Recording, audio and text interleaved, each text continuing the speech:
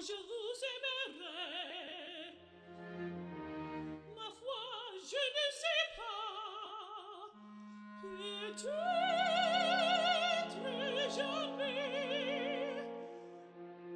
Peut-être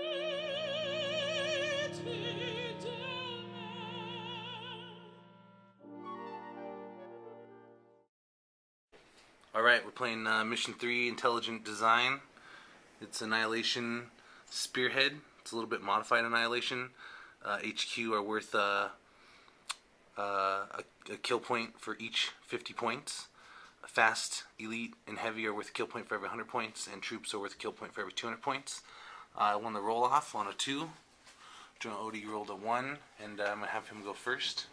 And he's going to deploy in this back corner over here.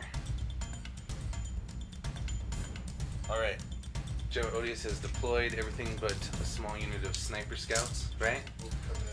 So we got 2 units of Devastators there. The Dreadnought. 2 assault squads and Razorbacks. We got an assault squad and Storm Raven, Dreadnought and a drop pod. And then what's the HQ? Librarian? Chaplain.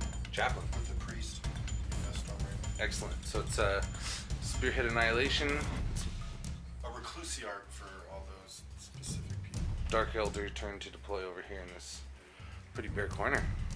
Blood Angel forces are moving around some more. Got the Dreadnought there running underneath the building. It's popping smoke. Storm Raven's going to scoot around a little more, pop some smoke probably. Devastators moved a little. They can't pop smoke. Those Razorbacks kind of snuck in behind this little fortress piece. They'll probably stay there. Maybe not. Maybe they'll zoom out over to the other side. We'll see. They could zoom out to both sides. Odious is crazy. So, Dark Eldar turn 2. Gonna roll for reserves. Gonna hope that a lot of stuff comes in or nothing comes in, basically. Definitely don't want like one thing coming in because it's gonna get shot and killed. That's what will happen. Looks like this side of the table is a little more safe. Especially since the Devastators shifted a little bit. It's not really that much safe because Blood Angels are fast. Great. So here we go. Thanks. Alright, top of 3. Gonna have a little bit of action starting here. We got 1 Ravager came on the board last turn. And everything else stayed in reserve, which is actually not bad. It's not good. It's definitely not bad. Hopefully the Ravager lives through minimal Blood Angel shooting. Not a lot's gonna be able to shoot at me. I don't think these guys I knew were fast enough to probably get some shots off. Maybe one of them will give me cover, maybe not. Storm Raven's got a multi-melta that'll blast at me, so that's really the one that's probably gonna just shoot me right out of the sky. And then the Devastators don't really got a good shot, so I don't know if any of them can even see me. Maybe 1 or 2. Some of these underneath can probably see him once the Storm Raven moves. Who knows? Ravager doesn't really have a high chance of living. So, minimize the amount of shots it'll take back. And now same thing, we'll just kind of hope that after this guy lives or dies, we can make up for the kill point loss and go to town when all of our stuff comes in on turn 3. Most of it will probably come in. Hopefully not half of it comes in. That's, you know, the odds are that a little bit more than half will come in, which is what we want. And then maybe I can do a little damage. Otherwise, it's going to be a pretty uphill battle if only a couple things come in.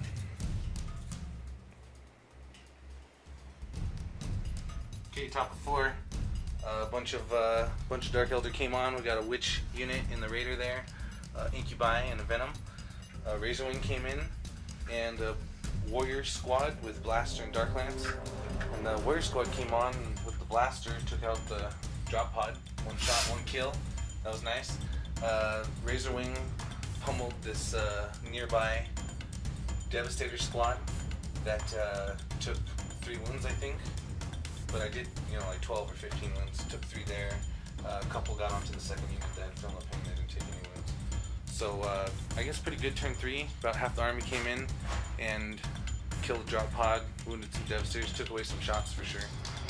And that's it. So hopefully we can weather the fire. I don't think that Storm Raven can get into close combat this turn, but it'll definitely shoot at something and probably blow it out of the sky. So see, here's where I need that. I'm pretty sure he can't. I'm pretty sure he's not going to be able to protect this scout unit, but that's how it goes. That's 4. So hopefully I can get that scout unit and not die a lot this turn, and we'll still have a pretty good game going on. Next turn, bottom of turn 4, I'll have witches and warrior unit and a trueborn unit coming in on 2s, so should get 3 more units, and they should be able to kill some stuff on their own, especially when they come in. The witch unit will be nice, warrior unit will be nice, and the trueborn unit definitely has some targets on the board. So, I'm getting the glue. Drives in. 'Cause I need that base. Oh, we want to put the base on the Storm Raven because it matters. It definitely matters. It's getting tough in there, driving around the table. So anyways, that's the top 4. Here we go. We're going in the bottom 4. Blood Angels moved around a little bit, kind of like we talked about. Those guys zoomed over, took some last cannon shots. I don't think they were really very effective. They blew the Dark Lance off this Raider, I think that's what those 2 guys did. Dreadnought ran out into the middle, trying to get away from blaster fire. Storm Raven came over here, but wasn't in range of anything. It already shot its missiles at the Ravager. And then the second group of Devastators there definitely shot at the Razor Wing and immobilized it and shook it, so it's not doing anything this turn. But it already shot its missiles, so it's okay. It's probably okay. So I got a couple reserves coming in, hopefully, on 2s. We got Trueborn are in, and then we have Witch unit in, and then we have the last unit of Warriors not in. Wow. So I guess that's really good, actually. The Warriors not coming in isn't a bad thing. We wouldn't mind another blaster shot right now, though, because he's not really going to kill him. So anyways, bottom of 4, Dark Eldar turn. Alright, bottom of 5.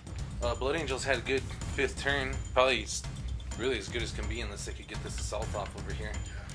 Maybe they could have killed a lot of witches or something, but they probably couldn't have killed them all, so it didn't matter. But what he did is he blew up this Raider with multi-melta, shot the guys inside, killed one. They're pinned, so they're stuck in the cover over there. Shook this guy, I think. Shook's done it. So can't move, can't shoot. Blew up the other Raider and wrecked a Venom. So this guy's alive but can't move. Got Incubi troop back here, kind of stranded. It's kind of important that he blew that up.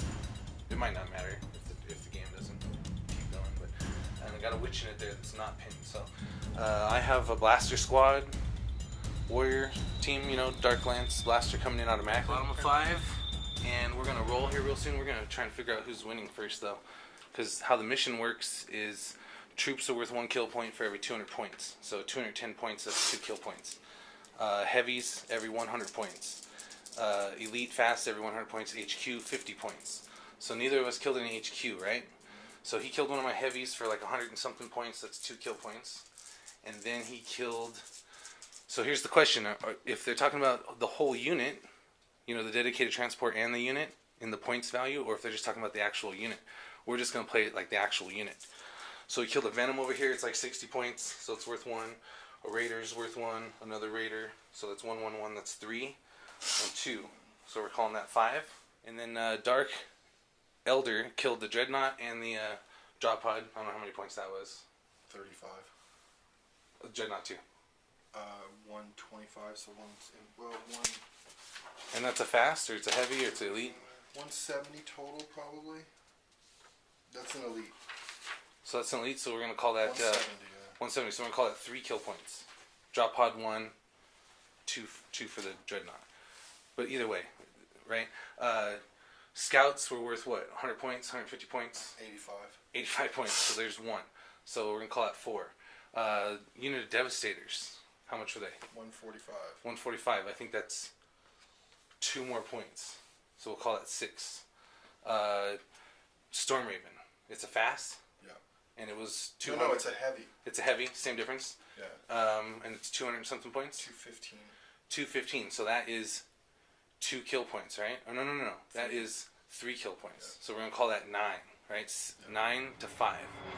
So either way you calculate it, it's the Dark Eldar did really well. I mean, it might be something like 7 to 4. You could calculate it a little bit differently because of the dedicated transport. Probably go on to another turn. Dark Eldar hopes it doesn't. It does. It rolls a 5. So now we're going into Dark Eldar or Blood Angel, top 6. He's going to definitely do a little bit of damage on turn 6. There's a couple troop units exposed, and he could shoot something to hell with his Devastator. So there's a couple more points available to him. Probably 1 point here, another point over there. You can kill them both, and then he could shoot something down. He could shoot this down. It's worth 2 points.